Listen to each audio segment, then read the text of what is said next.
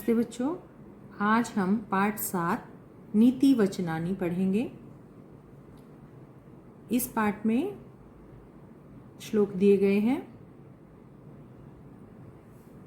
श्लोक पढ़ते हैं हम।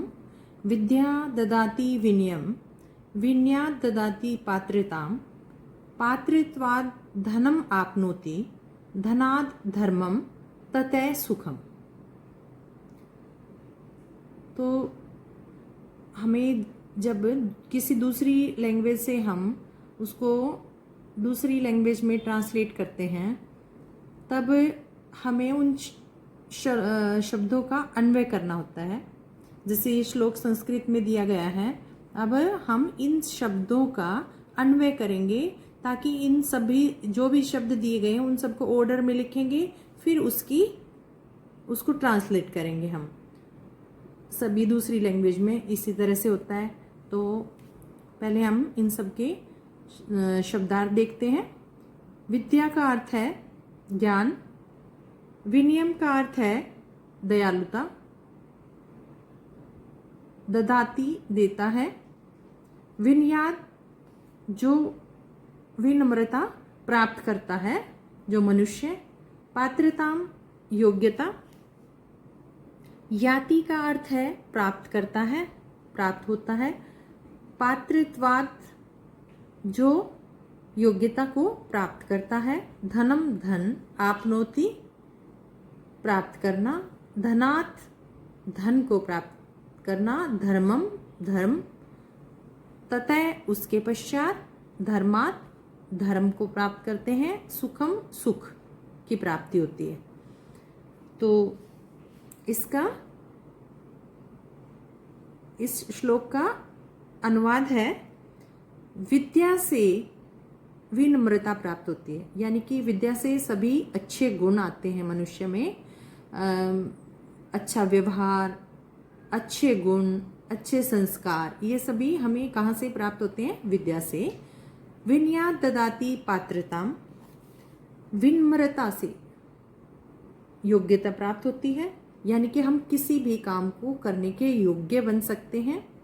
पात्रत्वात् धनम आपनोति, योग्यता प्राप्त होने से हमें धन प्राप्त होता है। जब हमारे अंदर सभी अच्छे गुण होंगे, हम किसी अच्छे काम को करने के योग्य होंगे, तब हमारे पास धन की प्राप्ति होगी और धन से हमें धर्म मिलेगा, धर्म और धर्म से हमें सुख की प्राप्ति होगी।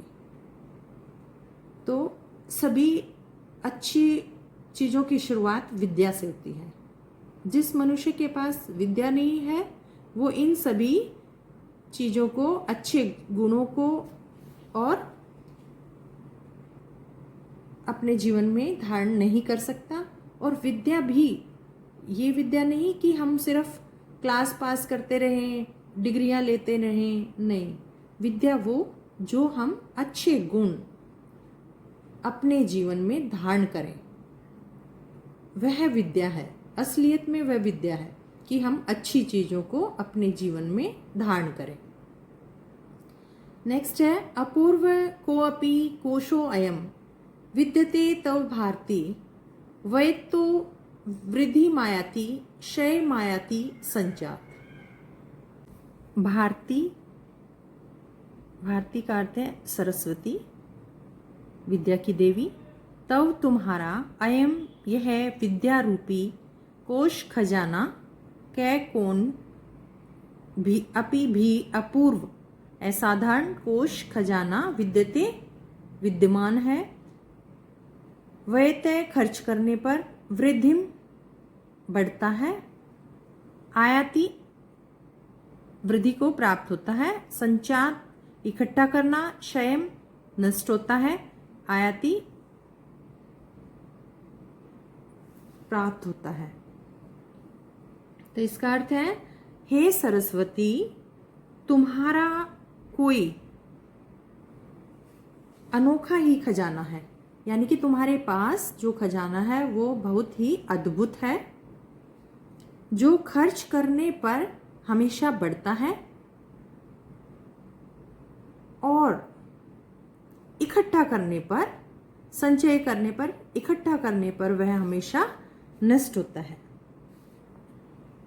तो जिस प्रकार से विद्या, यदि आपको कोई क्वेश्चन आते हैं मैथ्स में, हिंदी में, इंग्लिश में, तो आप अगर वही क्वेश्चन दूसरे 10 बच्चों को समझाते हो तो वह आपके पास उतना ही बढ़ता जाएगा, क्योंकि आपका अभ्यास होता जाएगा। और अगर आप उसको ना तो खुद करोगे और ना ही दूसरे को उसको बताओगे तो वह धीरे धीरे आप उसको स्वयं भूल जाओगे। इसी प्रकार से विद्या का यह अद्भुत खजाना है, अनोखा खजाना है, जिसको हम अगर अपने पास रखते हैं और किसी को नहीं बताते और ना ही उसको दोबारा से पढ़ते हैं तो वह आपके पास धीरे धीरे खत्म होता चला जाएगा, यानी कि आप भूल जाओगे। और अगर उसको जितना बांटोगे वह उतना बढ़ेगा। और कोई भी खजाना इस तरह का नहीं है, जितना आप बांटोगे उतना धीरे धीरे कम होता चला जाएगा, लेकिन विद्या का यह खजाना अद्भुत है। नेक्स्ट है वाणी रसवती यस्य यस्य सरमवती क्रिया लक्ष्मी दानवती यस्य सफलम तस्य जीवनम। यस्य जिसकी वाणी आवाज रसवती रस से भरी हुई है, यस्य क्रिया जिसका काम मेहनत पूर्ण है, जिसकी लक्ष्मी जिसका धन है जो दान देने योग्य है, तस्य जीवनम सफलम, तस्य उसका जीवन सफल होता है। तो इसका अर्थ है जिसकी बोली में मिठास है, जिसका कार्य हमेशा मेहनत करने वाला है, मेहनत से परिपूर्ण है, जिसके पास लक्ष्मी दान देने योग्य है और उसका जीवन हमेशा सफल होता है, उसका जीवन हमेशा सफल होता है। तो हमें अपनी वाणी में हमेशा अपनी वाणी को हमेशा मधुर रखना चाहिए और हमेशा जो भी काम हमें मिला है या जो भी हमें जीवन में कभी भी कुछ काम करने का अवसर मिलता है तो उसे हमें मेहनत पूर्ण तरीके से करना चाहिए। और लक्ष्मी, अगर हमारे पास धन है तो हमें पूरा धन अपने पास रखने के बजाय हमें उसमें से कुछ हिस्सा दान देना चाहिए, यानी कि दूसरों की मदद के लिए उस लक्ष्मी का भी प्रयोग करना चाहिए। उस मनुष्य का जीवन हमेशा सफलता को प्राप्त करता है। प्रश्न 1, पठत पुनः च लिखत। शब्द दिए हुए हैं, उन शब्दों को हमें जो ये खाली जगह दी गई है इनमें लिखना है और इनको पढ़ना है। जैसे विद्या, विनयात, पात्रत्वात्, वृद्धिम, संचयात, श्रमवती, साधु संगति, अलस्यस्य, अविद्यस्य, अमित्रस्य, श्रोत्रस्य, कुटुंबकम। तो इन शब्दों को आपको रीडिंग करनी है और इनको यहाँ लिखना है। प्रश्न 2, उचितम उत्तरम चिनुत। सही जो ऑप्शन दिए गए हैं उनमें से सही उत्तर को चुनकर आपको लिखना है। प्रश्न क, पात्रताम कस्मात् याति। पात्रत्वात्, योग्यता किसको प्राप्त होती है? साफ, विनम्रता पूर्वक, मधुरा मीठी, दयापूर्ण, दया से भरी हुई। तो वाणी कैसी होनी चाहिए? मीठी, मधुर। उसके बाद है चंदनात् कै शीतले भवति।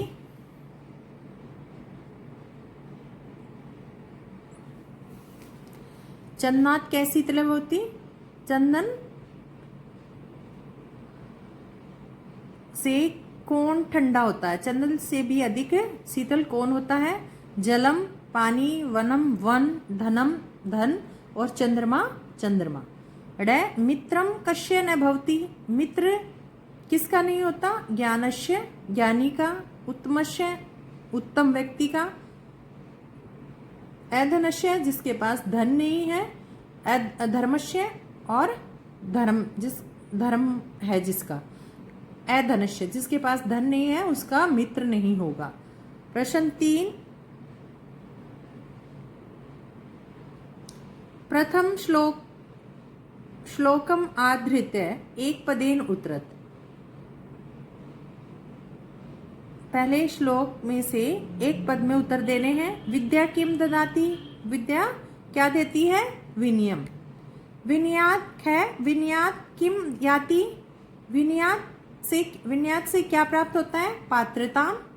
गै नरे पात्रत्वाद किम आपनोति, मनुष्य को योग्यता से क्या प्राप्त होता है, धनम धन। घै नरे धनात् किम आपनोति, मनुष्य को धन से क्या प्राप्त होता है, सुखम सुख। तो ये आपके पहले श्लोक में से उत्तर थे। अब है उत्तर क्वेश्चन, थर्ड क्वेश्चन का सेकंड पार्ट।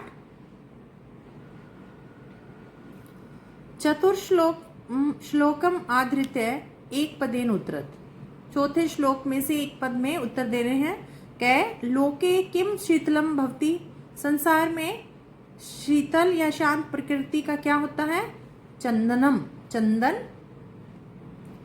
कै चंदनात् कै शीतल भवति, चंदन से शीतल कौन होता है, चंद्रमा। गै चंद्र चंदनयों मध्य का शीतला भवति, चंदन और चंदन से भी, चंद्रमा और चंदन से भी शीतल कौन होता है, साधु संगति, साधु लोगों की संगति।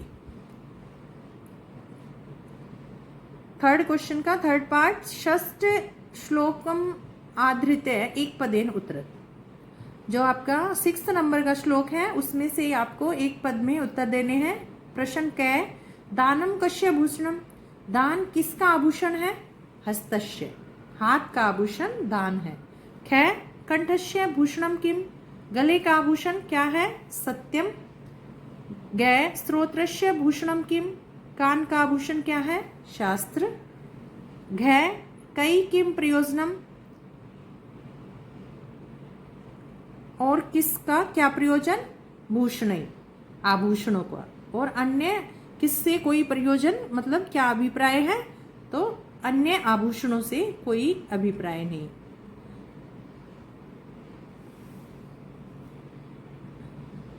अब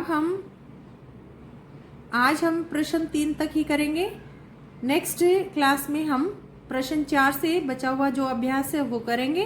बाकी आपको ये सारा पाठ अच्छी तरह से पढ़ना है और इसमें से कोई भी 2 श्लोक आपको याद करने हैं अर्थ के साथ।